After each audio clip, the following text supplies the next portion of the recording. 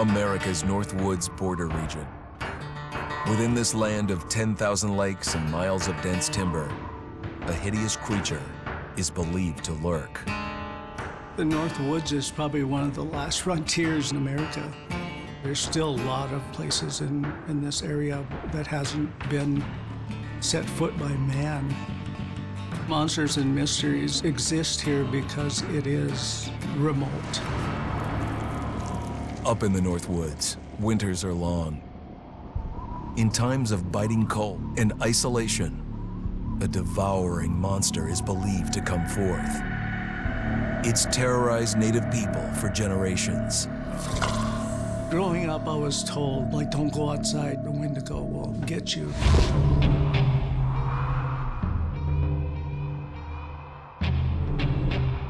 Among the traditions of the northern Algonquin tribes is the Wendigo, a monster that can seize hold of a person to carry out its hunger for human flesh. Many Native Americans fear even talking about this Wendigo, and even the mention of the name will let the Wendigo find out where you are, and it will open you up to be possessed by this Wendigo. The most famous case of a Wendigo possession took place in 1879 in the deep woods outside of Edmonton, Alberta. Swift Runner, a Cree Indian, was a trapper and a guide. He had left town the previous autumn with his wife, 6 children, and his mother. But when Swift Runner returned in spring, he was alone. Swift Runner came into a nearby village telling this heartbreaking tale. I had to watch them starve to death. Of his family being killed by starvation, and that he was the only survivor. My whole family gone. It wasn't hard to understand a family falling victim to a brutal winter. To even not. Yet something was suspicious about Swift Runner. He was a strapping man, and he came into town weighing over 200 pounds. It didn't look like somebody who had just weathered a terrible winter. He wasn't malnourished, didn't look like he was starving. He looked healthier than ever. After a few nights, it became clear that something was wrong.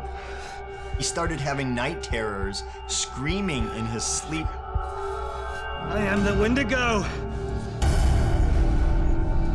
Villagers alerted the police. Swift Runner actually guided them back to his winter cabin. When they got there, that's when they saw the true horror.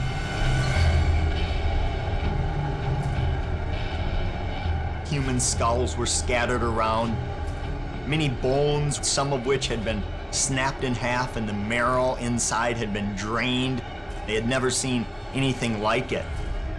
Swift Runner had killed his entire family, shooting them, hitting them with an axe, strangling, and then eating most of their bodies.